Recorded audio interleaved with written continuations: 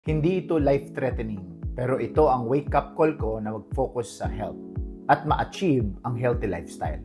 Mabilis ako mapagod, madalas ako ma-stress, at alam mo yun, yung parang lagi kang drain. Kaya it pushed me to take my health seriously. I started making small changes, and they made a big difference. Dinisiplina ko ang sarili ko sa tamang tulog, healthy na mga pagkain, naging consistent ako sa exercise, at may isang malaking game changer, at ito ang Max GXL. Alam mo ba na mayroong natural antioxidant na tinatawag na glutathione at nasa loob na siya ng cells natin? Ang tawag dito ay endogenous antioxidant. Samantalang ang mga antioxidants na nakukuha sa supplements, gulay, prutas, berries ay tinatawag na exogenous antioxidant, meaning from outside ipapasok mo sa katawan. Ang endogenous antioxidant, ito yung nasa loob na ng katawan natin. From the word endo, inside our body.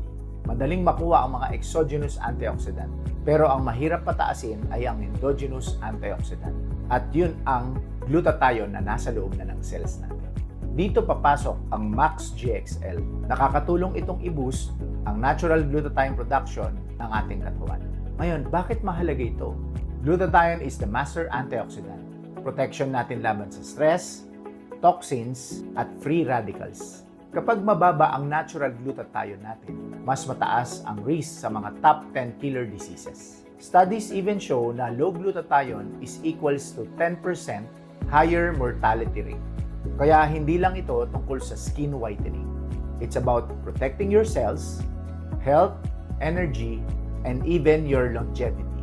Ngayon, mas energized na ako, mas focus, at mas kaya kong i-handle ang araw-araw.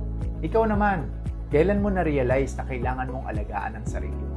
If you want to learn more about how Max GXL can help boost your own natural glutathione, comment 3MC below or send me a message.